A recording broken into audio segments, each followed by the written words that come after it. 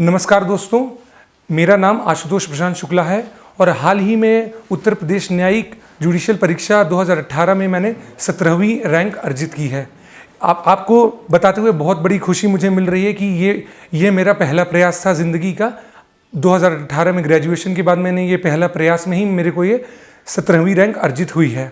मैं आपको अब अपने थोड़ा बैकग्राउंड के बारे में बताना चाहूँगा और सबसे पहले मैं दिल्ली नॉलेज ट्रैक को सबसे बड़ा धन्यवाद और उनका आभारी रहूँगा कि मैं सोशल मीडिया, जो कि एक सबसे बड़ा माध्यम है, उससे मैं आप लोगों के थ्रू जुड़ रहा हूँ, आप लोगों से जुड़ रहा हूँ और अपनी स्ट्रैटेजी और टिप्स मैंने कैसे तैयारी की वो मैं बारी बारी से ऐसे शेयर करूँगा आपके साथ। सबसे पहले मेरी प्रारंभिक शिक्षा जो हुई है वो लखनऊ से हुई है। Shri Ram Swaroop memorial public school से मैंने 10वीं और 12वीं की पढ़ाई की है। फिर मैंने 5 वर्षीय BLLB ऑनर्स जो है वो Damodaram Sanjeevaiah national law university Visakhapatnam से की है। अब मैं आपको यूपी जुडिशियल सेवा की जो परीक्षा होती है उसके बारे में बताऊंगा कि उसकी स्ट्रैटेजी कैसे होती है और उसके कितने पेपर्स और उसके कितने स्टेजेस होते हैं। तो सबसे पहला स्टेज होता है दोस्तों प्रिलिमिनरी एग्जामिनेशन, जिसको हम PT भी बोलते हैं। दूसरा स्टेज होता है मेंस एग्जामिनेशन, जो कि सबसे बड़ा रोल प्ले करता है आपकी पूरे चयन प्रक्रिया में। इसमें 5 पेपर होते हैं जो कि 200 अंकों के होते हैं, जो कि ये इसको पूरा 1000 नंबर का बनाते हैं। तीसरा जो होता है वो आपका होता है इंटरव्यू, जो कि 100 मार्क्स का होता है। अब चलिए दोस्तों, मैं आपको सबसे पहले बताता हूँ कि मैंने प्रिलिमिनरी एग्जामिनेशंस के लिए कैसे पढ़ाई की और मेरी क्या स्ट्रैटेजी थी। दोस्तों, सबसे पहले मैं ये चाहता हूँ कि आप सबसे बड़ा ध्यान अपना बेयर एक्ट की ओर ही रखें। उस बेयर एक्ट जो बोलते हैं कि bare act is the Bible, ये कथन बहुत ही ज़्यादा सत्य है, बहुत ही सत्य है। अगर आपको बेयर एक्ट की नॉलेज होगी तो आपका 100% श्योर होके चलिए कि आपका कहीं पे भी आपको PT में, मेंस में भी उतनी दिक्कत नहीं आएगी। हाँ, मेंस में थोड़ी और मेहनत करनी पड़ेगी, जो मैं आपको अभी इसके बाद बताता हूँ। प्रिलिमिनरी में 2 पेपर होते हैं। पहला पेपर होता है GK GS का, जो 150 अंकों का होता है। दूसरा पेपर होता है लॉ का, जिसमें 150 प्रश्न आते हैं, मगर उसका जो अंक होते हैं वो टोटल वो 300 होते हैं।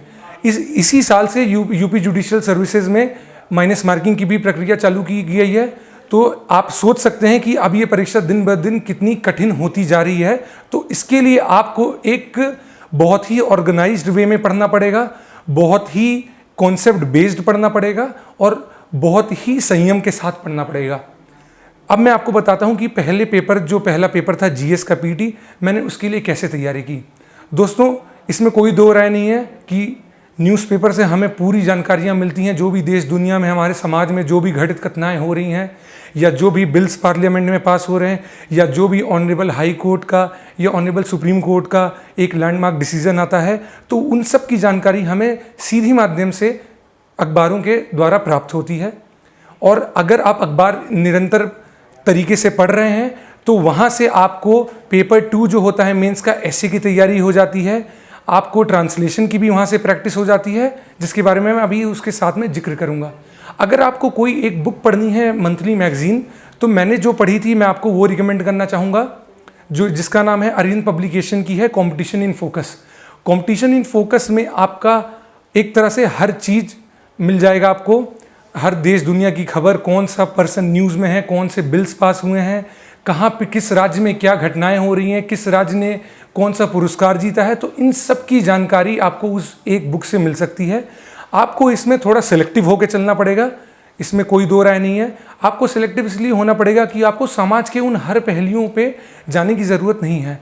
आपको मेनली देखना है कि जो चीज़ें जुडिशरी से रिलेटेड है, जो चीज़ें हमारी न्यायिक प्रक्रिया से रिलेटेड हैं, जो चीज़ें हमारे स्टेट लेजिस्लेचर या पार्लियामेंट द्वारा कोई बिल पास किया गया है, कोई एक्ट पास किया गया है, उस पर हमें सबसे ज़्यादा फोकस करना है।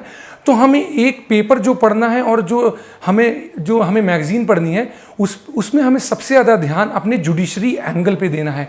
इसके लिए मैं आपको राय दूंगा कि आप जो है, अगर आप यूपी जुडिशरी के लिए फोकस कर रहे हैं तो पिछले 10 वर्षों का आप प्रारंभिक परीक्षा की सॉल्व आंसर की खरीद लीजिए मार्केट से, वो बहुत ईजिली अवेलेबल है। उसको आप जब एक बार स्टडी कर लेंगे तो आपको एक पैटर्न पता चल जाएगा कि किस किस टाइप के क्वेश्चंस आते हैं यहाँ पे यूपी जुडिशियल सर्विसेज के प्री एग्ज़ाम में, और कहाँ पे आपको ज़्यादा फोकस करने की ज़रूरत है। वो आपको एक ओवरव्यू एग्ज़ाम का दे देता है। तो इसके लिए न्यूज़पेपर, फिर मैगज़ीन और तीसरी चीज़ है कि जब आप न्यूज़पेपर पढ़ते हैं तो उसके एडिटोरियल्स में जाइए। एडिटोरियल्स में जो भी मतलब नोटेड पर्सनैलिटीज़ लिखते हैं, कोई पॉलिटिशियंस की उसमें होता है, रिटायर्ड ऑनरेबल हाई कोर्ट जजेस का उसमें ओपिनियंस होते हैं, उनके उसमें आर्टिकल्स आते हैं, तो वो बहुत ज़्यादा हेल्पफुल होते हैं। वो हेल्पफुल आपको इंटरव्यू में भी बहुत ज़्यादा करते हैं, वो हेल्पफुल आपको ऐसे लिखने, निबंध लेखन में भी बहुत ज़्यादा करते हैं। तो दोस्तों, ये दो चीज़ें पे अगर आपने फोकस कर लिया तो मैं कहता हूँ कि आपका पीटी एक तरह से निकल जाएगा। ये है जीके की स्ट्रैटेजी। अब हम आते हैं थोड़ा जीएस पे। तो जीएस पे मैंने जो पढ़ा है, हिस्ट्री और ज्योग्राफी मैंने सबसे ज़्यादा फोकस किया है। हिस्ट्री के लिए मैंने 8 to 12 की एनसीईआरटी बुक पढ़ी है और 11th और 12th की स्टेट ऑफ तमिलनाडु की उनकी जो गवर्नमेंट बुक्स चलती हैं वो मैंने पढ़ी है। और ज्योग्राफी के लिए मैंने 8 to 12 की एनसीईआरटी पढ़ी है, जो कि बहुत सरल भाषा में है और अब तो वो आपको कहीं से जाने की खरीदने की ज़रूरत नहीं है। वो एनसीईआरटी की वेबसाइट पे आप वहाँ पे पीडीएफ पूरा डाउनलोड कर सकते हैं। आप एक डिजिटल मीडियम के थ्रू उसको तैयार कर सकते हैं। दोस्तों, बस एक छोटा सा राय मैं और दूंगा इसमें कि जब भी आप ज्योग्राफी पढ़ रहे हैं तो अपने सामने एक इंडिया का पॉलिटिकल मैप ज़रूर लगाइए, वर्ल्ड मैप लगाइए। कोई भी चीज़ जैसे अभी चल रहा है, जैसे अगर हम एक एग्जांपल लें तो अभी G20 समिट हुआ है रिसेंटली, तो अगर वो आपको देखना है कि वो कहाँ हेल्ड हुआ है, क्योंकि ये आने वाले एग्ज़ाम के लिए बहुत ही महत्वपूर्ण क्वेश्चन है। तो इसके लिए आप देख सकते हैं कि ओसाका जापान में हुआ है। आप ओसाका जाके देखिए कि मैप में कहाँ पे पड़ता है, ठीक है। तो आपके एक वो मन में वो पूरा चित्र जो है, वो इंडिया का पॉलिटिकल मैप एक तरह से छप जाना चाहिए। जब भी आप फ्री रहिए, सुबह उठ रहे हैं, ब्रश कर रहे हैं, आप पढ़ने बैठ रहे हैं, अपनी कॉपी समेट रहे हैं, तो 10 मिनट आप मैप की तरफ एक बार झलक करके ज़रूर देख सकते हैं। जो भी चीज़ें पढ़ रहे हैं वहाँ पे अगर किसी सिटी का नाम आ रहा है, किसी कंट्री का नाम आ रहा है, तो उसको आप मैप पे लोकेट करना सीखिए। ये आपको बहुत ज़्यादा हेल्पफुल होगा ज्योग्राफी समझने में, क्योंकि कॉन्सेप्ट हमारे वहीं से बनते हैं। इकोनॉमिक्स के लिए मैंने करंट बहुत ज़्यादा पढ़ा था कि जो करंट इश्यूज जो चल रहे थे, जो नई सरकार की नीतियाँ और जो पॉलिसीज़ आ रही थी, मैंने उन पे फोकस किया है और उसी से ही क्वेश्चन आते हैं ज़्यादातर। और तो मैं नहीं सोचता कि और भी आपको इसके लिए कुछ और पढ़ने की ज़रूरत है। पॉलिटी जो है, पॉलिटी भी आता है, वो पॉलिटी आपका कॉन्स्टिट्यूशन के साथ कवर हो जाएगा, तो वो मैं आपको मेंस की स्ट्रैटेजी में भी बताऊँगा आगे। दूसरी जो चीज़ है वो है, दूसरा पेपर जो होता है वो होता है लॉ का पेपर। लॉ के पेपर में आपको सबसे पहले बेयर एक्ट को भगवान मानना पड़ेगा। बेयर एक्ट की जो भाषा है उसको तोड़ के पढ़िए। कोई भी भाषा है, जैसे अगर आर्टिकल 21 की हम बात करते हैं, जो कॉन्स्टिट्यूशन ऑफ इंडिया, जिसको सबसे ज़्यादा आज के दिन में ऑनरेबल सुप्रीम कोर्ट सबसे ज़्यादा उसमें एम्फेसिस कर रहा है और उस पर बहुत सारे landmark decisions honourable supreme court द्वारा सुनाए जा रहे हैं। जैसे अगर हम बात करें आर्टिकल 21 की, तो वो कहता है no person can be denied of the personal life and liberty except by the procedure establish by law. तो इसमें आप मेन पॉइंट्स पकड़िए कि इसमें main points, main legal terminologies हैं क्या। तो इसमें आप जाइए पर्सनल फ्रीडम और पर्सनल लिबर्टी पे कि उसका मतलब क्या है, ठीक है। क्योंकि आर्टिकल 21 बस 2 लाइन की चीज़ है, मगर उसका इंटरप्रिटेशन जो है वो अथाह सागर माना जाता है। तो उसके लिए आपको थोड़ी बुक्स अगर आप देखना चाहें तो मैंने JN पांडे से देखी थी, और मैं साथ ही साथ राहुल IAS में भी मैंने जून 2018 में अपनी कोचिंग स्टार्ट की थी और मेरी कोचिंग अभी चल ही रही है राहुल IAS में। तो मेरे को कोचिंग से भी उसमें थोड़ा बहुत ज़्यादा हेल्प मिला है और बहुत ज़्यादा कंट्रीब्यूशन वहाँ से भी रहा है।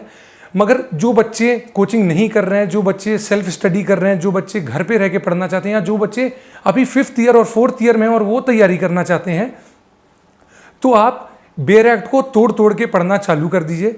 तो जैसे हम आर्टिकल 21 की बात कर रहे थे, तो उसमें पर्सनल लिबर्टी, पर्सनल फ्रीडम का इंटरप्रिटेशन देखिए कि ऑनरेबल सुप्रीम कोर्ट ने क्या किया है। फिर उसके बाद एक वर्ड आता है प्रोसीजर इस्टेब्लिश बाय लॉ। अब इसको लेके हमारे भारत की न्यायपालिका में डिफरेंसेस ऑफ ओपिनियन रहे हैं।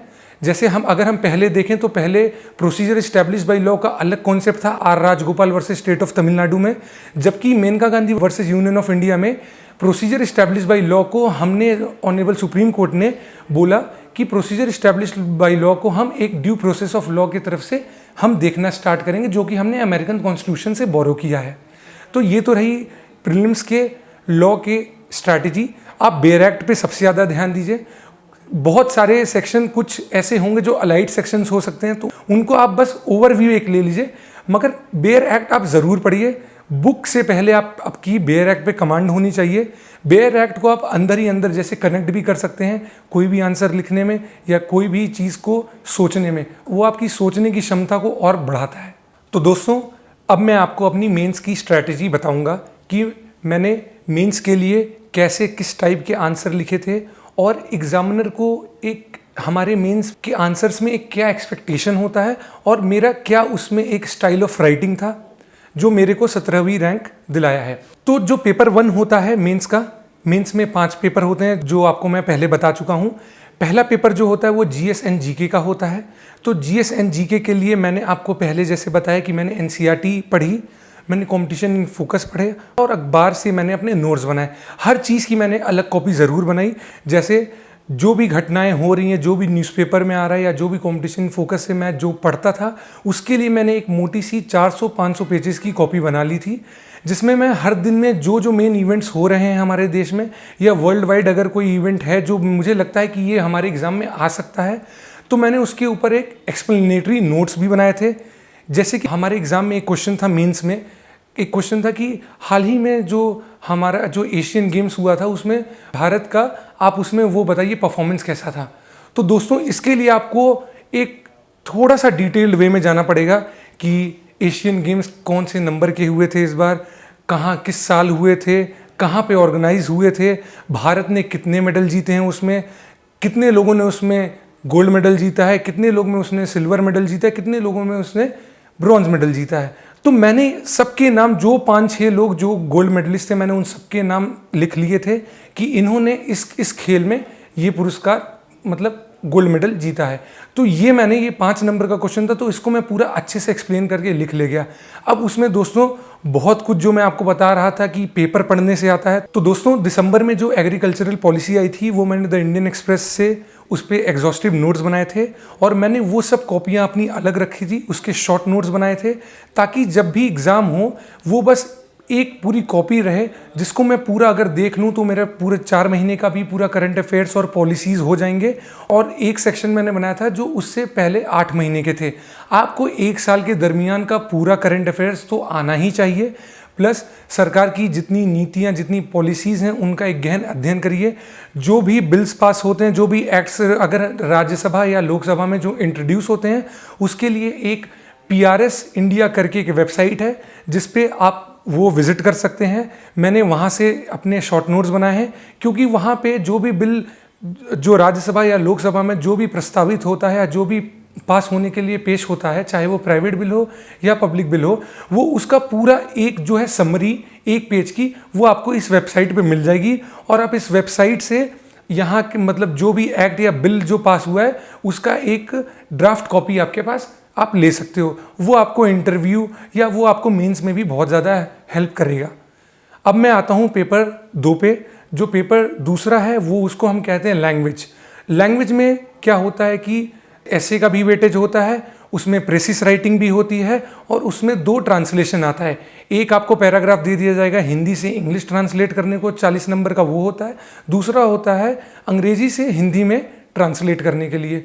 मैंने इसके लिए बहुत ज़्यादा कुछ किया नहीं था, वो जो सब चीज़ें थी वो पेपर से हुई और साथ ही साथ मैं अपने कॉलेज में भी डिबेट्स में, मूट कोर्ट्स में और मॉक ट्रायल्स में भी पार्टिसिपेट किया हूँ। तो मुझे वहाँ से भी जो ज्ञान अर्जित हुआ था वो मैंने यहाँ पे हर चीज़ में यूज़ किया है। अगर मैं आपको सबसे पहले ऐसे की बात बताऊँ तो ऐसे जो भी चीज़ आए तो आप ऐसे को बहुत तरीक़ों से लिख सकते हो। आप ऐसे को एक नॉर्मल इंसिडेंट अगर इंट्रोड्यूस करके कोई एक इंसिडेंट इंट्रोड्यूस कर दीजिए, मान लीजिए पावर्टी पे एक ऐसे आया है तो आप उसके ऊपर एक इंट्रोडक्शन में एक बैकग्राउंड बना दीजिए कि एक माँ है, उसके 2 बच्चे हैं, उसका हस्बैंड नहीं है और इन लोगों को खाने की दिक्कतें हैं, इन लोगों का रोज़मर्रा जीवन में बहुत सारा संघर्ष है। तो अगर वो पावर्टी पे आ रहा है तो आप एक इस वे में भी स्टार्ट कर सकते हो, एक कहानी के बैकग्राउंड में। फिर आप आओ कि चुनौतियाँ क्या हैं, उनके लूप होल्स क्या हैं, पॉलिसीज़ में लूप होल्स हैं कि कहाँ हैं, कैसे हम वे फॉरवर्ड एक कर सकते हैं। हर एक चीज़ का, हर एक पैरा का एक हेडिंग ज़रूर रखिए। जैसे कि मैं आपको बताता हूँ कि मेरी स्टाइल ऑफ राइटिंग ऐसे क्या थी।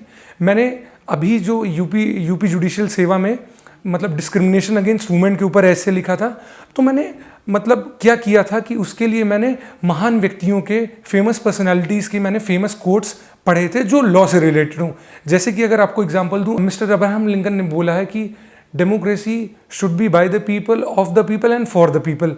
अगर आप महात्मा गांधी की बात करें तो उनका एक कोट है, an eye for an eye will make the whole world blind. ये जो वुमेन डिस्क्रिमिनेशन पे जो ये जो मैंने ऐसे लिखा था, तो इस पे मैंने जो है एक मार्टिन लूथर किंग की एक मैंने कोटेशन लिखा था कि injustice anywhere is a threat to justice everywhere. तो मैंने इस कोटेशन से अपना ऐसे स्टार्ट किया था।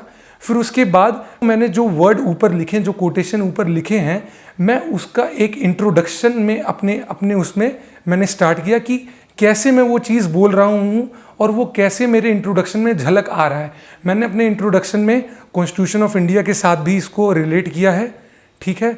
फिर मैं दूसरी बॉडी पे गया कि हमारे देश में महिलाओं की दिक्कतें क्या हैं, कहाँ महिला सशक्तिकरण की बहुत ज़्यादा ज़रूरत है, और फिर मैंने डिफ़िकल्टीज़ बताई। फिर मैं चला गया कि इंटरनेशनल कन्वेंशन जैसे हैं उस पर, जैसे सीडॉ करके 1979 का एक इंटरनेशनल अग्रीमेंट उसके ऊपर है, तो मैंने उसके ऊपर डिस्कस किया। फिर मैंने भारत में उसके ऊपर क्या विधि है या महिलाओं के लेके क्या मतलब क्या पॉलिसीज़ है उस पर डिस्कस किया। उसके बाद मैंने अभी जो रीसेंट माननीय उच्च न्यायालय और माननीय सर्वोच्च न्यायालय ऑनरेबल सुप्रीम कोर्ट ने जो डिसीजन दिए थे वुमेन्स को लेके, जैसे सेक्शन 497, मैंने वो एक तरह से एक्सप्लेन किया।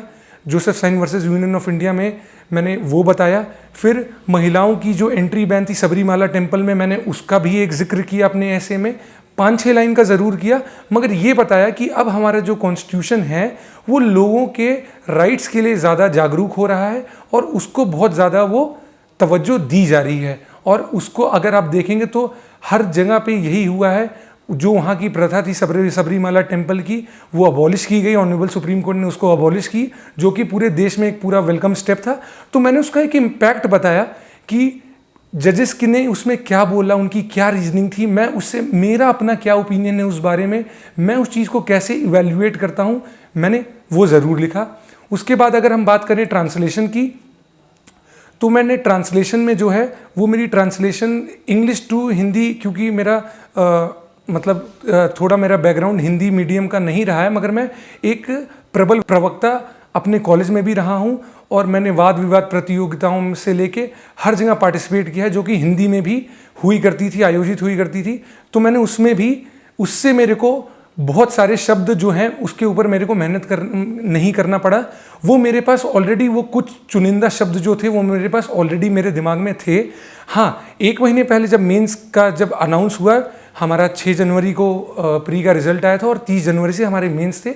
मतलब ये मैंने अपने उन 24 दिनों में हर दिन में 1 घंटा मैंने जो है वो ट्रांसलेशन को ज़रूर दिया कि मैं ट्रांसलेशन कैसे करूँगा। जैसे अखबार का कोई एक पैराग्राफ उठा के मैं उसको हिंदी में ट्रांसलेट करता था। मैंने 1 महीने के लिए जनसत्ता जो है वो न्यूज़पेपर ले लिया था, तो वहाँ से कुछ कुछ वर्ड्स जो मुझे मिलते थे उनको मैं अपने एक अलग सी कॉपी बना रखी थी। हर चीज़ की एक स्ट्रैटेजिक वे में, एक स्किल बेस्ड वे में मैंने तैयारी की, तो उसकी भी मैंने अलग पूरी हिंदी की कॉपी बना रखी थी, जिसमें इंग्लिश के शब्द थे, तो उसके हिंदी में उसकी क्या मीनिंग होती है उस पर मैंने ज़्यादा फोकस किया और उसको मैं रोज़ सुबह उठ के एक बार रिवाइज ज़रूर करता था।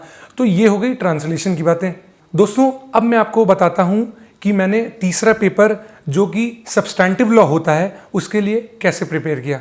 देखिए, सब्सटैंटिव लॉ में कुछ कुछ एक्ट्स तो आपको ज़रूर देखने पड़ेंगे, जैसे इंडियन कॉन्ट्रैक्ट एक्ट हो गया, ट्रांसफ़र ऑफ प्रॉपर्टी हो गया, इंडियन इक्विटी हो गया, इंडियन ट्रस्ट एक्ट हो गए, स्पेशल रिलीफ एक्ट हो गया। तो इन सब चीज़ों पे तो आपको बहुत ही ज़्यादा गहन अध्ययन करना ज़रूरी है। और जैसा मैंने बोला, अगर आप किसी कोचिंग संस्था से अगर कोचिंग ले रहे हैं या अगर आप खुद से पढ़ रहे हैं, तो अगर आपने उसके ऊपर कोई नोट्स बनाए हैं तो उसको आप जो है उसके थोड़े थोड़े शॉर्ट नोट्स बनाते रहिए, उसको बराबर रिवीजन करिए। और सबसे बड़ी बात है, जो मेरे को सबसे बड़ा फ़ायदा किया इस पूरे जुडिशियल सर्विसेज एग्ज़ाम में, वो था कि मेरे कॉलेज में मुझे केस लॉ की अथॉरिटी बोला जाता था। मुझे केस लॉ इतने याद थे क्योंकि मैंने इतने जो कॉम्पिटिशन्स किए थे और जितने मूट कोर्ट्स किए थे, जितने डिबेट्स किए थे, तो मैं वहाँ से हर समय केस लॉ ज़रूर पढ़ता था। केस लॉ के अंदर किस जज ने क्या बोला, ये पॉइंट मैं ज़रूर पढ़ता था, उसकी गहराई तक जाता था। तो देखिए, जैसे अगर कोई भी हम एग्जाम्पल लेते हैं, किसी भी सेक्शन का अगर आप एग्जाम्पल ले लीजिए, जैसे सेक्शन 164 ऑफ CRPC की बात करें, जो statement of accuse to the magistrate की बात करता है, तो अगर आपको कोई केस लॉ लिखना है तो उसमें आप Selvi versus state of Karnataka ज़रूर लिखिए, क्योंकि उसमें गाइडलाइंस आए हैं। अगर मैं आईपीसी का एग्जांपल लूँ, सेक्शन 326 की बात करता हूँ, जो कि एसिड अटैक्स ऑन वुमेन पे डील करता है, तो उसके ऊपर Lakshmi versus union of India का केस ज़रूर आपको पता होना चाहिए, क्योंकि इन्हीं सब कुछ केसेस में ऐसे गाइडलाइंस आई हुई हैं। और अगर अब हम सीआरपीसी में देखते हैं, सेक्शन 41 अरेस्ट से जो डील करता है वो पूरा चैप्टर, तो उसमें आपको DK Basu versus state of West Bengal ज़रूर पता होना चाहिए, क्योंकि उसी की वजह से सेक्शन 41, 41A, 41B, 41C और 41D इनकॉर्पोरेट हुए हैं उसी केस की वजह से। तो जो केसेस में गाइडलाइंस आई हैं वो तो ज़रूर पढ़िए। जैसे सेक्शन 438 है एंटीसिपेटरी बेल, तो उसमें गुरुबख्श सिंह सिब्बा का केस आपको ज़रूर पढ़ना है, क्योंकि उसमें गाइडलाइंस आई हैं। तो ये कुछ ऐसे चीज़ें हैं, ये कुछ ऐसे केसेस हैं जो कि अगर आप सेक्शन पढ़ रहे हैं तो ये उसमें एक इंक्लूसिव रोल प्ले करते हैं, और आप इसको ज़रूर पढ़िए। अब जैसे रिसेंट में इतने सारे केस लॉज हमारे ऑनरेबल सुप्रीम कोर्ट ने डिसाइड किए हैं, जैसे 377 ऑफ द आईपीसी को स्ट्रक डाउन किया गया है नवतेज सिंह जौहर केस में, तो उसको आप पढ़िए, उसकी गहराई में जाइए, आप देखिए कि जज किस वे में उस चीज़ को लिख रहा है, अपना ओपिनियन कैसे एक्सप्रेस कर रहा है। अब जैसे सबरीमाला टेम्पल की बात है, तो उसमें article 26 of the Indian constitution और article 25 on the Indian constitution का बहुत बड़ा इंटरप्रिटेशन है कि रिलीजियस डिनोमिनेशन कौन होंगे और कौन नहीं होंगे। इसी पे माननीय सर्वोच्च न्यायालय ने डिसेंडिंग ओपिनियन भी आए हैं, और उस पर 4:1 में वो केस भी डिसाइड हुआ है।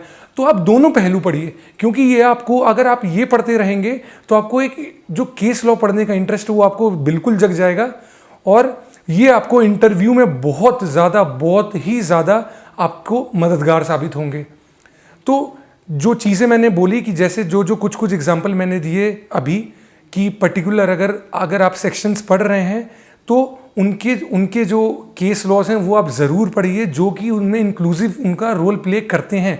अगर आप उसको नहीं लिखते हैं तो आपका आंसर मुझे लगता है कि थोड़ा बहुत मतलब वो अधूरा रह जाता है। और देखिए दोस्तों, ये जो मेंस एग्ज़ाम है इसमें बहुत लोग बैठते हैं, 6000 लोग मेंस एग्ज़ाम में बैठे थे, तो सबकी स्ट्रैटेजी अलग हो सकती है। मेरी स्ट्रैटेजी थोड़ी अलग थी, क्योंकि 6000 लोग सेम क्वेश्चन सेम तरीके से, अलग अलग तरीके से, अलग अलग विचारों से, अलग अलग स्टाइल में लिख सकते हैं।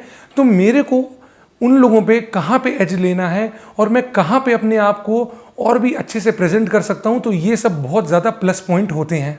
तो दोस्तों अब हम चलते हैं हमारे चौथे पेपर पे, जो कि प्रोसीजरल लॉ है, और उसमें जो है सीआरपीसी, सीपीसी और भी बहुत सारे सब्जेक्ट आते हैं, और साथ ही साथ उसमें 40 मार्क्स का जो है 2 ऑप्शंस में आता है, या तो प्लेंट या तो WS रिटन स्टेटमेंट लिखने को आता है, जो कि सिविल साइड का है, या तो आपको सेट ऑफ फैक्ट्स दे दिए जाएंगे, उस पर आपको चार्ज फ्रेमिंग करनी होगी, या उसके ऊपर सिविल या क्रिमिनल एक आपको जजमेंट देना पड़ेगा। तो जजमेंट राइटिंग के लिए और चार्ज फ्रेमिंग के लिए, रिटन स्टेटमेंट और WS के लिए मैं आपको एक बुक रिकमेंड करना चाहूँगा, जो कि मार्केट में अभी आई है। रॉबिनजीत सिंह ने वो लिखी है और अर्जिंदर कौर ने वो बुक लिखी है। वो बुक आप ज़रूर ले लीजिए, उसमें बहुत सारे मॉडल टेस्ट पेपर भी दिए गए हैं, और उसमें पूरे टेक्निक्स बताए गए हैं, तो कि कैसे आपकी स्ट्रैटेजी रहनी चाहिए, किन चीज़ों को हमें अप्रिशिएट करना चाहिए, किन फैक्ट्स को हमको रेलेवेंट मानना चाहिए, कैसे फैक्ट्स को हमको एडमिसिबल करना चाहिए, कैसे एक एप्रिसिएशन ऑफ एविडेंस करना चाहिए। तो ये चीज़ें मैं आपको बताना चाहूँ, अगर आप उस बुक से देख लोगे तो आपको कहीं भी दिक्कत नहीं आने वाली। तो दोस्तों अब मैं आता हूँ, आपको बताता हूँ कि सीआरपीसी और सीपीसी जो 2 मेजर सब्जेक्ट्स बोले जाते हैं प्रोसीजर लॉ के, उसके लिए आप कैसे पढ़िए। देखिए दोस्तों, उसके लिए आपको सबसे पहले जो मैं बताया हूँ, अगर कोई भी एप्लीकेशन बेस्ड क्वेश्चन आता है, या कोई भी क्वेश्चन जो फ्लैट होता है, जैसे बोल दे कि सेक्शन 438 का प्रोसीजर बताइए, एंटीसिपेटरी बेल हाल ही में यूपी में लागू हुआ है, तो ये आप क्वेश्चन है जो आप अगले साल एक तरह से एक्सपेक्ट कर सकते हैं। तो जैसे अगर एंटीसिपेटरी बेल की अगर हम बात करें सेक्शन 438 का, तो उसमें आप सबसे पहले उसका एक इंट्रोडक्शन दे दीजिए कि एंटीसिपेटरी का बेल का मतलब है क्या। फिर आप उसका छोटा सा इंट्रोडक्शन देके 3-4 लाइन का आप चले जाइए कि सेक्शन 438 बोलता क्या है, उसके इंग्रेडिएंट्स क्या हैं। तो आप उसके पूरे इंग्रेडिएंट्स थोड़े ज़रूर ध्यान रखिए। जैसे सेक्शन 157 ऑफ द सीआरपीसी है, उसमें भी प्रोसीजर ऑफ वो बोला जाता है कि इन्वेस्टिगेशन की कैसे होना चाहिए। तो ये सब कुछ ऐसी चीज़ें हैं कि जो आपको ध्यान में रखनी चाहिए, और ये प्रोसीजरल लॉ जो है वो आपको सक्सेस दिलाने में बहुत ज़्यादा मायने रखता है। और मैं यही कहूँगा कि प्रोसीजरल लॉ में आप इंट्रोडक्शन दीजिए, जो मेन चीज़ वो पूछ रहा है उस पर हिट अपॉन करिए। अगर एप्लीकेशन बेस्ड क्वेश्चन है तो उसमें आप वो प्रोसीजर समझाइए कि ये प्रोसीजर, इसके इंग्रेडिएंट्स ये फुलफिल हो रहे हैं, इसलिए ये इसी सेक्शन में लाई अपॉन करेगा और किसी और सेक्शन में लाई अपॉन क्यों नहीं करेगा। उसके बाद एक छोटा सा कंक्लूजन दे दीजिए। कंक्लूजन देना एक बहुत ही, मैं मानता हूँ कि प्राथमिकता की बात होती है, क्योंकि ये एक स्टाइल ऑफ राइटिंग होती है। बिल्कुल आप बहुत लोगों को सुनते होंगे जिनकी स्टाइल ऑफ राइटिंग अलग हो सकती है, मगर जो मैंने पूरा फॉलो किया है, एक इंट्रोडक्शन दीजिए। जो मेन बात अगर वो पूछ रहा है एप्लीकेशन बेस्ड है तो उसके नुआंसेस बताइए, उसके आप इंग्रेडिएंट्स बताइए। अगर वो फ्लैट बेस्ड क्वेश्चन है तो आप वो सेक्शन एक अपने लैंग्वेज में एक्सप्लेन करिए। देखिए, बेयर एक्ट आप नहीं याद कर सकते हैं पूरी, आप उसको अपने लैंग्वेज में तोड़ तोड़ के अपने कॉपी में, अगर जब उसको तोड़ तोड़ के लिखेंगे, उसको पार्ट वाइज पढ़ेंगे तो वो आपके लिए कहीं ज़्यादा आसान हो जाता है। और मैं समझता हूँ कि प्रोसीजर लॉ में भी, जैसे कि मैं आपको बता चुका हूँ, मेरे पास एडवांटेज थे केस लॉस के। केस लॉ मुझे बहुत ज़्यादा याद थे, क्योंकि मतलब कॉलेज से ही एक ऐसा मेरा प्रोसेस चलता रहा है 5 वर्षों तक। तो मैंने केस लॉज जहाँ भी हुए, मैंने वहाँ पे केस लॉज ज़रूर मेंशन किए हैं, गाइडलाइंस मेंशन किए हैं। जैसे सेक्शन 41 पे मैं आपको बता चुका हूँ, DK Basu versus state of West Bengal, arrest की गाइडलाइंस आई हैं। तो जब एक पुलिस ऑफिसर जाता है किसी पर्सन को अरेस्ट करने, तो उस समय क्या क्या प्रोसीजर होंगे, तो ये सब जो गाइडलाइंस है ये सब आपको केस लॉ से ही मिलेगा। और ऑनरेबल सुप्रीम कोर्ट या हाई कोर्ट का इंटरप्रिटेशन पे ही आप उस पर पूरा निर्भर कर सकते हैं, और वही आप अपने आंसर शीट में उतारिए। तो फ्रेंड्स, अब हम चलते हैं 5वें पेपर की तरफ, जो कि लोकल लॉज और IPC से डील करता है। ये 200 मार्क्स का पेपर होगा, जिसमें IPC का जो वेटेज होता है वो 50 मार्क्स होता है, वेयरएज 6 लोकल एक्ट्स हैं जो यूपी में, उनका वेटेज होता है 150 मार्क्स। आपको बहुत सारे एक्ट्स यूपी के लोकल लॉज में मिलेंगे, जैसे कि यूपी ZALR हो गया, म्यूनसिपैलिटीज़ यूपी म्यूनसिपैलिटीज़ एक्ट हो गया, यूपी पंचायती राज एक्ट हो गया, रेंट कंट्रोल हो गया यूपी का। तो आपको ऐसे 5-6 एक्ट्स मिलेंगे। इसके लिए मैंने जो बुक पढ़ी है वो मैं आपको शेयर कर रहा हूँ आपके साथ। इसके लिए आती है स्पेसिफिकली तौफीक रज़ा करके, तौफीक रज़ा की बुक है यूपी लोकल लॉज के ऊपर। उससे कहीं अलग कुछ मत पढ़िए, बेयर एक्ट अपने साथ रखिए, और वो क्वेश्चन आंसर फॉर्म में वो पूरी बुक है। आप तौफीक रज़ा पढ़ लेंगे, मुझे नहीं लगता आपको कहीं से कुछ भी मटेरियल चाहिए। मैंने तो अपने कोचिंग के मटेरियल के साथ साथ तौफीक रज़ा पढ़ी थी। तो आप वो बुक जब पढ़ेंगे तो उसमें बहुत ही एक प्लेन लैंग्वेज में एक बेयर एक्ट को डिफाइन किया गया है। बेयर एक्ट ज़रूर पढ़िए, बेयर एक्ट साथ ही साथ खोलिए, मगर तौफीक रज़ा जब आप पढ़ रहे हैं तो बस बेयर एक्ट में देखते जाइए कि ये किस वे में लिखा है, और इसको तौफीक रज़ा की बुक में वो कैसे वो लिखा गया है वो पूरा। उसमें आपको कुछ केस लॉज भी इंडीड मिल जाएंगे जो आपको हेल्प करेंगे। देखिए, इतना केस लॉ रिमेंबर कर पाना बहुत मुश्किल है, क्योंकि ये पूरी जो प्रक्रिया चलती है मेंस की, ये पूरे 3 दिन चलती है, और आपको 5 पेपर लिखने इसमें। तो 5वें पेपर तक आते आते आप कहीं ना कहीं थोड़ा थकाव महसूस करते हो, मगर मैं कह रहा हूँ आपको हिम्मत कहीं नहीं हारनी है। 5वां पेपर भी आपको उतने अच्छे से देना है, क्योंकि यहाँ पे हर एक मार्क्स, हर जगह, हर एक पेपर, हर एक एक्ट बहुत इंपॉर्टेंट रोल प्ले करता है। तो आप उसको अवॉइड नहीं कर सकते हैं। तो 5वें पेपर तक डटे रहिए, लड़िए। वो 3 घंटे के बाद पूरी दुनिया में आप जो करना है आप अपना आराम करिए, आप जो भी आप रिलैक्स फील होंगे। मगर 5वें पेपर को भी लोग बहुत एक लाइट वे में लेते हैं, जो कि बिल्कुल मत लीजिए, क्योंकि वो बहुत स्कोरिंग होता है। IPC 50 नंबर का है, वो बहुत स्कोरिंग हो जाता है, और लोकल लॉज भी होते हैं। लोकल लॉज में आपको बताता हूँ कि देखिए, जैसे यूपी ZALR है, उसमें 200 से 300 सेक्शंस हैं, जिनमें सब इम्पॉर्टेंट नहीं है। तो इसके लिए आप मेंस की सॉल्व पेपर अगर पिछले 10 साल का देख लेंगे मेंस का, तो आपको पता चल जाएगा कि कौन कौन सी एरिया हैं जहाँ से क्वेश्चन हमेशा उठाए जाते हैं। जैसे अगर मैं यूपी ZALR की बात करूँ तो उसमें राइट्स ऑफ भूमिधर की बात की जाती है, उसमें कॉन्सेप्ट है आसामी का, उसके राइट्स के बारे में बात की जाती है। अगर मैं पंचायती राज एक्ट उठाऊँ तो उसमें से प्रधान के इलेक्शन पे क्वेश्चन आते हैं, और रिमूवल ऑफ प्रधान कैसे होता है, ग्राम पंचायत क्या डिफाइंड है, क्या होती है, क्या फंक्शंस होते हैं उसके, ग्राम सभा क्या होती है, न्याय पंचायत क्या होती है। तो ये सब आपको बेयर एक्ट में बहुत ही सिंपल लैंग्वेज में लिखा हुआ है। और अगर आप तौफीक रज़ा के साथ पढ़ेंगे तो मुझे लगता है कि आपको किसी भी जगह पे कहीं भी और रिसोर्स और मटेरियल की ज़रूरत नहीं पड़ने वाली है। अब आपको मैं आईपीसी की तरफ ले चलता हूँ। आईपीसी अपने में 50 नंबर स्कोरिंग होता है, क्योंकि इसमें मेनली जो इस बार यूपी में जैसे एग्ज़ाम जो आए हैं उसमें एप्लीकेशन बेस्ड क्वेश्चन थोड़े अब आने चालू हो गए हैं। फ्लैट क्वेश्चंस नहीं आएंगे, क्योंकि अब वो आपकी थिंकिंग और आपका लीगल एक्यूमेंट टेस्ट कर रहे हैं कि आप सेट ऑफ फैक्ट्स को कैसे किस प्रोविजन से हटा के, क्यों नहीं वो थेफ्ट में होगा, क्यों वो एक्सटॉर्शन होगा। तो ये जो है ये सब आपको बेयर एक्ट से ही एकदम पता चलेगा। और अगर आपको आईपीसी के लिए कोई बुक रेफ़र करनी है तो स्टूडेंट्स के लिए जो है केडी गौर सबसे बेस्ट बुक है। मैंने तो अपने कोचिंग के नोट्स से ही तैयारी की थी, वो मेरे लिए इनफ थे। मगर जो बच्चे कोचिंग नहीं कर रहे हैं और अन्य माध्यम से अगर वो चाहते हैं कि कोई बुक उनको बताई जाए तो केडी गौर ले लीजिए, क्योंकि केडी गौर की खूबसूरती सबसे बड़ी ये है कि वो सेक्शन का मेंस रिया एक्ट्स रिया ज़रूर बताता है। उसके साथ जो लैंडमार्क केसेस उससे जुड़े हुए हैं वो भी ज़रूर बताएगा। उसके डिफरेंसेस भी उसमें बताए जाते हैं। उसमें शॉर्ट नोट्स होते हैं, जैसे the difference between section 34 and 149, common object और कॉमन इंटेंशन में क्या फ़र्क होता है, ये उसमें बहुत अच्छे से बताया गया है। विद केस लॉज बताए गए हैं, तो आपको इंटरप्रिटेशन के साथ बताया गया है। Difference between culpable homicide and murder बहुत अच्छे से एक्सप्लेन्ड है उसमें। तो आप ज़रूर वो बुक आप एक अथॉरिटी मान के चलिए, क्योंकि वो आपके जुडिशियल सर्विसेज एग्ज़ाम के लिए बहुत इनफ है।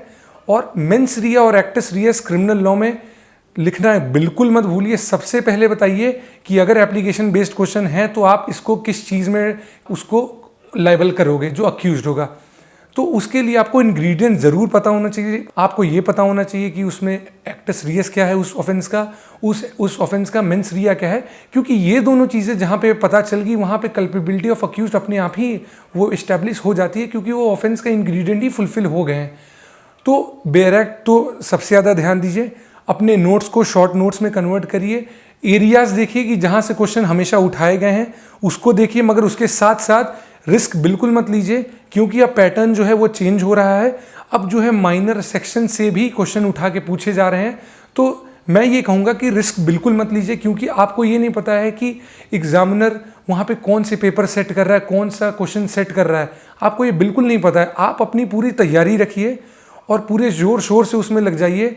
एक चाव से अगर आप पढ़ना स्टार्ट कर देंगे, कि इंटरेस्ट के साथ पढ़ना स्टार्ट कर देंगे, अगर आपको ऑफेंस और मेंस रिया पता होने लगेगा तो आपको वो आईपीसी पढ़ने में अपने आप ही अच्छा लगेगा और मज़ा आने लगेगा।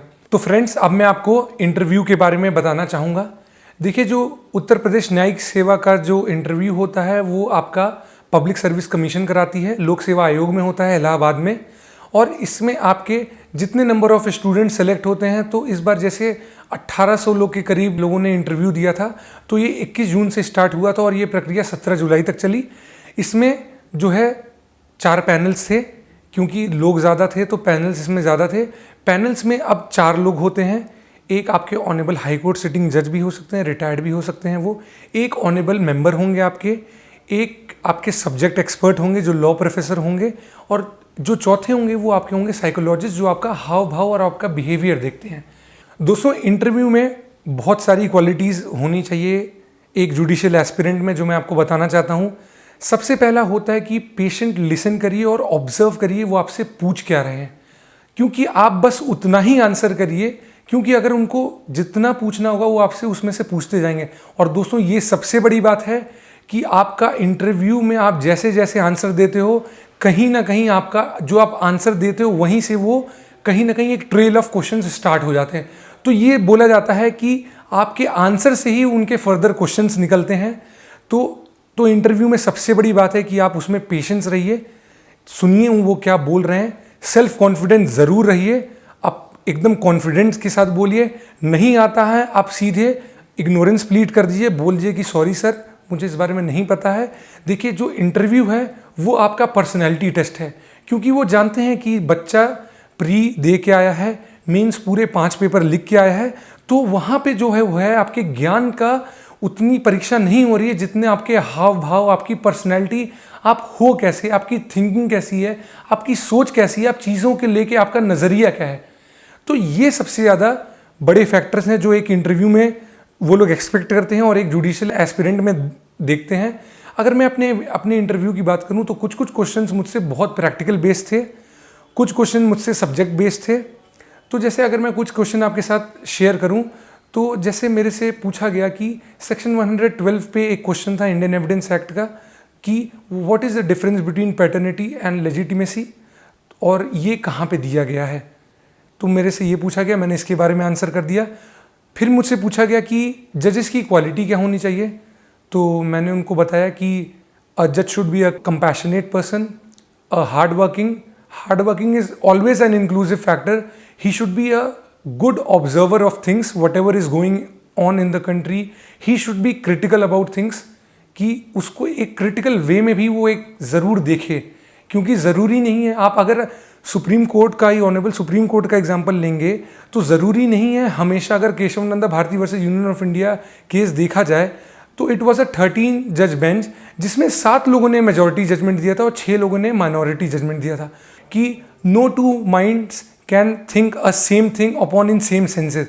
हमेशा कहीं ना कहीं डिफरेंस ऑफ ओपिनियन रहेगा, आप कैसे उसको देखते हो, मैं कैसे उस चीज़ को देखता हूँ। सबसे बड़ी बात इंटरव्यू के लिए और सक्सेस मंत्रा है, स्माइल के साथ रहिए, हम्बल रहिए, मुस्कुराते रहिए, कॉन्फिडेंट रहिए और पॉजिटिव रहिए। ये सोचिए कि आखिरी पड़ाव है और इसको पार करके जाना है, होगा, बहुत अच्छी बात है।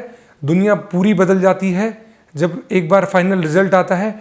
नहीं हुआ, हताश होने की कोई ज़रूरत नहीं है, पीछे मुड़ के देखना नहीं है। अगर मैं आपको बताऊं तो मैंने यूपी जुडिशियल परीक्षा जब दी थी उसके बाद मैंने सीधे राजस्थान का पेपर दिया और मैंने अपने मेंस को भी आके घर पे नहीं मिलाया कि मैंने कितने क्वेश्चन किए। एक आइडिया था कि मैंने अब मैंने ये पेपर इस वे में किया है तो मैं अब सीधे राजस्थान के लिए लग गया। मैंने कहा जो अब रिजल्ट आएगा मैं बस वो देखूंगा, क्योंकि वो चीज़ फिर मेरे दिमाग में चलती रहेगी और कचोटती रहेगी कि इसमें मैं ये भी लिख सकता था, इसमें मैं ये ऐड ऑन कर सकता था।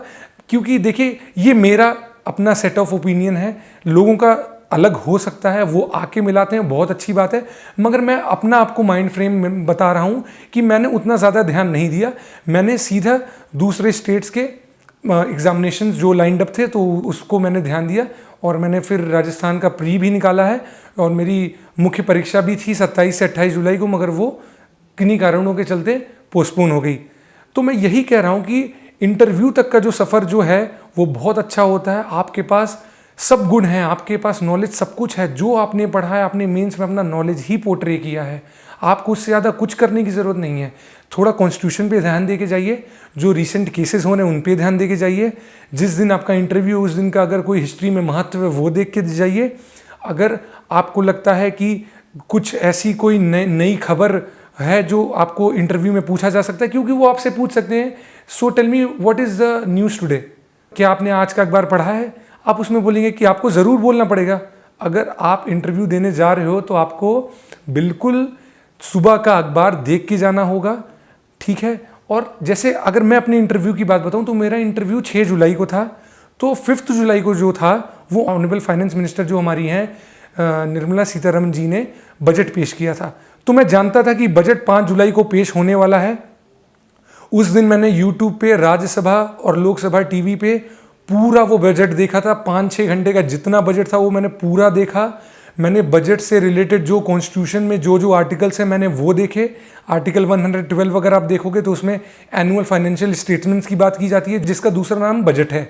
तो मैंने वो हर एक पॉलिसी देखी गवर्नमेंट की कि गवर्नमेंट क्या क्या नई नई पॉलिसीज़ लेके आ रही है। जैसे नारी तू नारायणी का कॉन्सेप्ट लाया, सेल्फ हेल्प ग्रुप की महिलाओं को उन्होंने बोला कि हम 1 लाख रुपए का ओवरड्राफ्ट देंगे और उनमें में से कोई भी एक महिला को हम 5 लाख का ओवरड्राफ्ट जो है मतलब उनको हम एडवांस मनी लोन में देंगे। खेल कूद के लिए बहुत ज़्यादा संस्थान बनने वाले हैं, प्रस्तावित हैं। एजुकेशन पे जाएं तो higher education commission of India introduce होने वाला है और अब हम सबसे ज़्यादा रिसर्च पे सबसे ज़्यादा फोकस करने जा रहे हैं। तो ये कुछ महत्वपूर्ण बातें थी जो मैंने बजट से उठाई। क्योंकि मेरा इंटरव्यू 6 जुलाई को शेड्यूल था तो मैं सोचा था कि बजट से कहीं ना कहीं पूछा जाएगा। हालांकि मुझसे उससे क्वेश्चन नहीं आए, मगर इसका मतलब ये नहीं है कि आप उसको लाइट वे में लीजिए। आप जो चीज़ें 1 दिन पहले 2 दिन पहले हो रही हैं आपके इंटरव्यू शेड्यूल से पहले, उसको ज़रूर पढ़िए। कोई नई बिल, कोई नया एक्ट इंट्रोड्यूस हुआ, कोई नया एक्ट अगर पास हो रहा है उसको ज़रूर पढ़िए, उसका गहन अध्ययन करिए। और जो हॉट टॉपिक्स, जो हॉट डिबेट्स चल रहे हैं हमारे भारतवर्ष में, उस पर ज़रूर जाइए। जैसे ट्रिपल तलाक का मुद्दा फिर से उजागर हुआ है, तो इसके ऊपर भी मेरे से क्वेश्चन पूछा गया था। Shayara Bano versus union of India पे भी मेरे से केस पूछा गया था, तो मैंने इसका एक कॉन्क्रीट वे में जवाब दिया। दोस्तों, सबसे बड़ी बात होती है, अगर आप कोई भी केस पढ़ रहे हैं इंटरव्यू के लिए, आप केसेस अच्छे से पढ़िए, जो लैंडमार्क केसेस जो अभी आए हैं। जैसे मैं जब Shayara Bano versus union of India पढ़ा था, तो मैंने उसमें देखा कि उसमें 2 ऑनरेबल सुप्रीम कोर्ट जजेस का डिसेंटिंग ओपिनियन था, वेयर एज 3 ऑनरेबल सुप्रीम कोर्ट जजेस गेव देयर असेंडिंग ओपिनियन। ये मेरे से पूछा गया था इंटरव्यू में कि क्या आप बता सकते हैं कि कौन कौन जज थे जिन्होंने Shayara Bano versus union of India decide किया है। तो मैंने बहुत ही हम्बल तरीके से और पूरी आपको रिस्पेक्ट के साथ नाम लेने हैं, तो मैंने रिप्लाई किया कि honourable justice the then CJI mister JS Khehar sir, honourable justice mister Abdul Nazeer sir, they both gave the dissenting opinion, whereas honorable justice Mr. Curran Joseph sir gave a separate opinion, whereas honorable justice Mr. DY Chandrachud sir and honorable justice Mr. Rohinton Fali Nariman sir gave a concurring opinion. So it was a 3-2. तो ये मैंने जब उनको दिया, जब ये मैंने उनको एक जवाब दिया, तो उनके चेहरे पे मतलब ये एक संतोष का मैं वो भावना देख सकता था। वो संतुष्ट थे मेरे आंसर से, और वो फिर जान गए कि इसने जो है वो मतलब जो है केस फॉलो किए हैं। तो ये आपका कहीं ना कहीं लीगल एक्यूमेन दिखा सकता है। ये आपका दिखाता है कि अगर आप एक जुडिशियल एस्पिरेंट हो, अगर आप मेंस में जाके बैठ रहे हो, तो आपको दिखाना है कि जितने लोग आ रहे हैं मैं उनसे किस तरह से अलग हूँ। आपको अलग होना है, आपको अलग हो के आंसर देना है। जितना पूछा जाए वो ज़रूर देना है, मगर जहाँ पे अगर आप आपकी सोच है, जहाँ पे आप कवर अप कर सकते हो, जैसे जजेस का नाम याद कर लेना। देखिए, हर केस में आप नहीं नाम याद कर सकते। मेरे से पूछा गया कि क्या आप बता सकते हैं कि राइट टू प्राइवेसी केस जो है उसमें कितने जजेस थे। वो मैंने बताया कि रिस्पेक्टेड मेंबर सर को कि सर उसमें 9 लोग थे। तो उसमें उन्होंने बताया कि आप सबके नाम बता सकते हैं। तो इंडीड मैं सबके नाम नहीं जानता था, मैं 6 लोग का नाम बताया, मगर मैंने वो 6 नाम सही बताए। तो बात ये है कि एकदम उसको सीधे में ले जाना है। अगर आपको कुछ भी नहीं आता है तो वो आपका कहीं भी माइनस पॉइंट नहीं है। सीधे आप सॉरी बोल दीजिए, और सॉरी आप बोलेंगे तो उनको ये डिनोट होगा कि आपने उनको कहीं भी ब्लफ करने की कोशिश नहीं की है। जितना पूछा गया उसके बारे में आपने जवाब दिया। कुछ और क्वेश्चन जो मुझसे पूछे गए थे नवतेज सिंह जौहर के ऊपर, सेक्शन 377 जो अनकॉन्स्टिट्यूशनल डिक्लेयर हो गया, उसका कौन सा पार्ट अनकॉन्स्टिट्यूशनल डिक्लेयर हुआ, कौन सा पार्ट नहीं हुआ, ये पूछा गया था। फिर मेरे से पूछा गया था what is the difference between strict liability and absolute liability. तो इसके ऊपर मुझे केसेस याद थे पहले से ही, तो मैंने विथ केसेस विथ कॉन्सेप्ट्स सब कुछ बताया उसमें। फिर मेरे से पूछा गया what do you mean by preamble, preamble होता क्या। तो उसको मैंने एकदम लेमन लैंग्वेज में बताया कि प्रीएम्बल का मतलब it is a key to open the mind of the framers of the constitution. आप इतना सा बोल दोगे। तो ये एक केस लॉ में आया था, re Berubari versus union of India in re Berubari, जो कि प्रेसिडेंशियल रेफरेंस केस था। तो ये मैंने वहाँ से उठाया, तो उससे आपका और भी इंटरव्यू आपका उस लाइन में जाता है।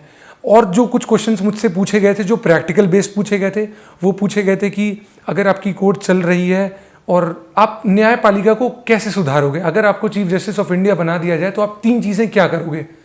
तो मैंने उसके बारे में बताया कि सर मैं एकदम हम्बल वे में कि सर मैं सबसे पहले जो पॉसिटी ऑफ जजेस हैं, जो लैक ऑफ जजेस जो हमारे लोअर जुडिशरी और हायर जुडिशरी में, हाई कोर्ट्स में है, मैं उसको फिलअप करनी मेरी सबसे बड़ी प्राथमिकता होगी।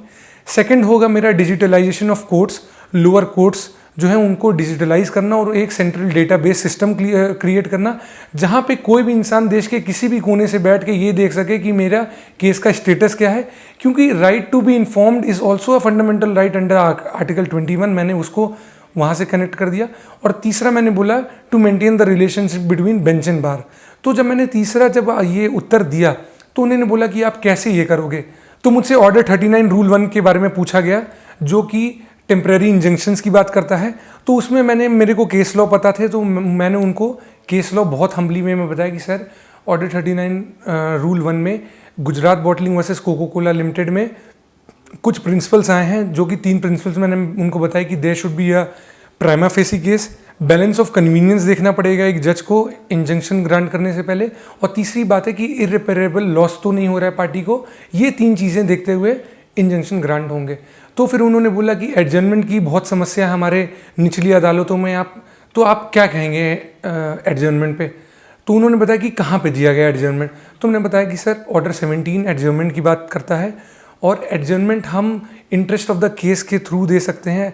मान लीजिए कोई भी एक ऐसा सुपरवेनिंग एक ऐसा सर्कमस्टांसेस मतलब अकर हो गया जिससे पार्टीज कोर्ट नहीं आ पाई या लॉयर्स नहीं आए, तो वहाँ पे हम एडजर्नमेंट्स ग्रांट कर देते हैं ताकि वो नेक्स्ट डेट हो जाती है कि जहाँ पे वो नेक्स्ट डेट पे वो लोग आके अपने केस को रिप्रेजेंट कर सके और न्यायिक प्रक्रिया जो जुडिशियल ट्रायल है वो फिर से रिज्यूम हो सके। तो उन्होंने मुझसे पूछा कि इसके कोई वो नंबर ऑफ वो हैं कि कितने एडजर्नमेंट्स दिए जाने चाहिए। तो उन्होंने बोला यस सर, ऑर्डर 39 रूल 1 बात करता है कि 3 से ज़्यादा एडजर्नमेंट्स एक केस में नहीं दिए जाने चाहिए। तो बोले कि क्या ये जो आप सोच रहे हो कि आप जो बोल रहे हो कि 3 एडजर्नमेंट से ज़्यादा नहीं दिए जाने चाहिए, तो इसके बारे में क्या आप सोचते हो कि 3 से ज़्यादा बिल्कुल नहीं दिए जाने चाहिए? तो मैंने कहा नहीं सर, ये एक प्रोसीजरल लॉ है, प्रोसीजरल लॉ का एक लिबरल इंटरप्रिटेशन होना चाहिए, ठीक है। और मैंने इसको फिर मेरे को फिर एक केस लॉ जो मैंने पढ़ा था वो मैंने उनको बता दिया कि sir Salim advocate bar association versus union of India में ये बोला गया है कि प्रोसीजरल लॉ जो है वो हमेशा हमें एक जो न्याय करने की क्षमता देते हैं, तो हम उसको एक लिबरल इंटरप्रिटेशन देंगे। अगर न्याय करने की जगह पे कोई बाधा आती है तो उस बाधा को हम हटाते हैं। तो प्रोसीजरल लॉ भी अगर इसमें कोई जैसे अगर 3 वो नंबर ऑफ टाइम्स है, अगर 3 है, और मान लीजिए अगर कोई एक particular facts and circumstances of the case है जहाँ पे 3 से ज़्यादा दिए जाने चाहिए, तो बिल्कुल मैं दूंगा। मैंने इस बात में अडिग रहा और मैंने ह्यूमिलिटी के साथ उनको ये बात एड्रेस की। फिर उसके बाद सबसे बड़ी बात है इंटरव्यू में कि जो क्वेश्चन आपसे पूछ रहा है उसको आप ज़रूर देखिए, मगर जो भी ऑनरेबल मेंबर्स और भी हैं उनको भी आप ज़रूर देखिए और उनको देखते हुए बताइए। जो भी आप डिस्कस कर रहे हैं या जो भी आप पॉलिसी बता रहे हैं वो आप ज़रूर सबको एक बार देखते हुए थोड़ा ज़्यादा ध्यान आप दीजिए कि आपसे किसने क्वेश्चन पूछा है, उन पे आप थोड़ा ज़्यादा ध्यान दीजिए। और भी आप दूसरे मेंबर्स को देखते रहिए, क्योंकि वहाँ पे जो एक साइकोलॉजिस्ट होते हैं ऑनरेबल मेंबर, वो आपके हाव भाव, आपके एक्सप्रेशंस, वो आपको डायरेक्टली उतना नहीं देखेंगे। जो मेरे इंटरव्यू में मेरे पैनल में थे उतना मेरे को डायरेक्टली नहीं देखा, मगर वो आपको कहीं ना कहीं वो ऑब्जर्व करते हैं। आपका हाव भाव, आपका एटीट्यूड कैसा है क्वेश्चंस के लिए, आप कितने हम्बल, अगर आपको नहीं आ रहा है तो आप नो बोल दे रहे हो सीधे सीधे, अगर आपको आ रहे हो तो आप उसको कैसे एक्सप्लेन कर रहे हो। तो ये सब चीज़ें बहुत ज़्यादा काउंट होती है। तो मैंने कहा है कि पॉजिटिविटी सबसे बड़ी की है, पॉजिटिव ज़रूर रहिए कि इस अंतिम पड़ाव तक आए हैं तो सब कुछ अच्छा होगा, और पढ़ लिख के पहुँचे यहाँ तक, मेंस लिख के पहुँचे हैं तो ज़रूर हमारे में कोई बात है और हम अलग हैं। और बस सोचते रहिए कुछ चीज़ों को लेके, थोड़े केस लॉ जो लैंडमार्क हैं वो देख लीजिए, और जीके जीएस जो 3-4 दिनों का है वो करंट अफेयर्स आप ज़रूर देख के जाइए। उस डे का क्या इंपॉर्टेंस, अगर उस डे पे कोई बैटल हुआ है वो पूछा जा सकता है। और थोड़ी जो पर्टिकुलर फैक्ट्स होते हैं कि who was the first chief justice of high court of UP. अगर हाँ, और एक और बात, अगर आप जा रहे हैं जब भी, अगर आप यूपी के इंटरव्यू में ज़रूर देखिए कि लॉ मिनिस्टर कौन है यूपी का, इंडिया का लॉ मिनिस्टर कौन है, यूपी का एडवोकेट जनरल कौन है, इंडिया का एडवोकेट जनरल कौन है, यूपी का ऑनरेबल चीफ जस्टिस कौन है, और इंडिया और सुप्रीम कोर्ट के ऑनरेबल चीफ जस्टिस कौन है। तो ये आपको नाम थोड़े पता होने चाहिए, क्योंकि ये आपका कहीं ना कहीं कमिटमेंट दिखाता है कि आपको पता है चीज़ों से और आप उसके लिए थोड़े सीरियस हो। मगर आप थोड़ा सजग रहेंगे तो जो बातें हैं ना कि एज लेने वाली, आप इन सब जगहों पे बहुत एज ले सकते हो दूसरों से। अब दोस्तों, मैं आपको लास्ट में बस कुछ मोटिवेशन शब्द, कुछ मोटिवेटिंग बातें कहना चाहता हूँ, क्योंकि आपको भी नहीं पता है कि कब किसकी बात कहाँ पे आपको लग जाए और आप एक नई शुरुआत फिर से करोगे। सबसे पहले तो मैं बोलना चाहता हूँ कि जिन लोगों ने इंटरव्यू दिया और सफल नहीं हो पाए, या जिन लोगों ने मेंस दिया सफल नहीं हो पाए, या जिन लोगों ने प्री दिया और सफल नहीं हो पाए, देखिए इसके लिए हताश होने की कोई ज़रूरत नहीं है। ज़िंदगी बहुत लंबी है और इसमें हमारी परीक्षा ये लेती रहती है। हमारी ज़िंदगी एक तरह की जो है वो एक गाड़ी में है। जो गाड़ी जो रोड पे चलती है वो एक गति से चलती है, उसमें स्पीड ब्रेकर ज़रूर आते हैं। तो स्पीड ब्रेकर का मतलब ये है कि हमें उन पे थम जाना है, संयम बरतना है, अपने में आत्मविश्वास नहीं खोना है। मगर गाड़ी ये नहीं कि हम फिर उसको धीमी स्पीड में कर देंगे और रिवर्स में जाएंगे। हम जब स्पीड ब्रेकर को लांघेंगे उसके बाद हम फिर उसी एनर्जी, फिर उसी पॉजिटिविटी के साथ फिर से हम उस चीज़ पे लगेंगे। तो ये मैं सबसे बड़ी बात कहना चाहूँगा कि पॉजिटिव रहिए, हार तो बिल्कुल मत मानिए, बिल्कुल मत मानिए। जिस दिन सक्सेसफुल होंगे, मान लीजिए आप किसी और स्टेट का एग्ज़ाम निकालते हैं या आप अगली बार यूपी जुडिशरी में बहुत अच्छी रैंक लाते हैं, आपको ये हार और आपका ये स्ट्रगल जो अभी है ना, ये आपको कुछ महसूस नहीं होगा, क्योंकि जो सक्सेस जो होता है वो आपको सब कुछ भुलवा देगा। इंडीड ये आपका ये टाइम एकदम संयम बरतने वाला है। और जो मैंने चीज़ें बोली हैं बस उस पर थोड़ा सा अगर आप चाहते हैं फोकस करिए। हर इंसान की अपने में बहुत अच्छी अच्छी क्वालिटीज़ होती हैं, कोई मेहनत करना कभी नहीं छोड़ता। कुछ लोग हताश होकर बैठ जाते हैं, मगर हताश होने के बैठने की ज़रूरत नहीं है, क्योंकि वो कविता है ना कि कोशिश करने वालों की कभी हार नहीं होती। बिल्कुल बस उस कविता पे ही चले जाइए। और अपना अगर कुछ आप मोटिवेशनल सॉन्ग्स या मोटिवेशनल लेक्चर्स देख सकते हैं वो देखिए, और बिल्कुल पीछा मत छोड़िए। देखिए वो माझी मूवी है ना, उसमें बोलते हैं ना कि जब तक तोड़ेंगे नहीं तब तक छोड़ेंगे नहीं।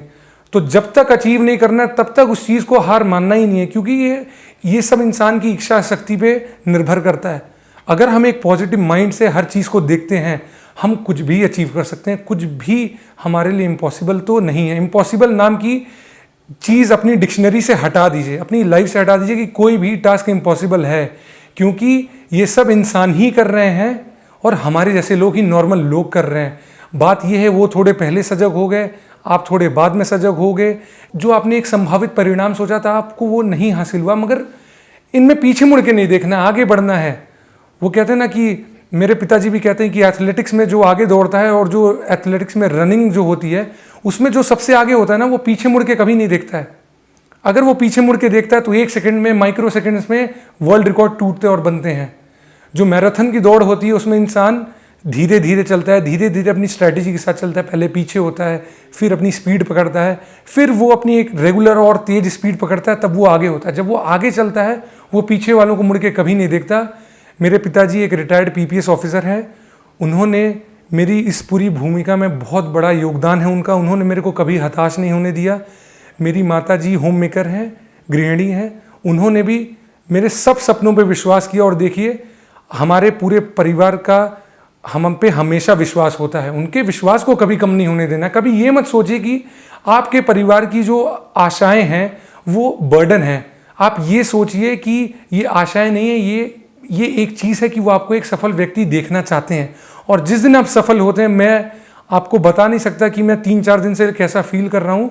जब आप सफल होंगे तो जितने खुश आप नहीं होंगे उतने खुश आपके माता पिता, जितने भी दोस्त, सहपाठी या जितने लोग आपसे कनेक्टेड हैं सब लोग होंगे। पॉजिटिव सोच रखिए, निरंतर मेहनत करिए और बिल्कुल अपने टाइम बांटिए। सब कुछ हो सकता है, सब कुछ हम ही लोग कर सकते हैं। ये सब हमारे अंदर है। जैसे मैं 1 साल में ये सब कर सकता हूँ अपने कॉलेज के बाद, आप भी कर सकते हो। और कोई भी चीज़ दुनिया में मुश्किल नहीं है, मैं तो यही मानता हूँ।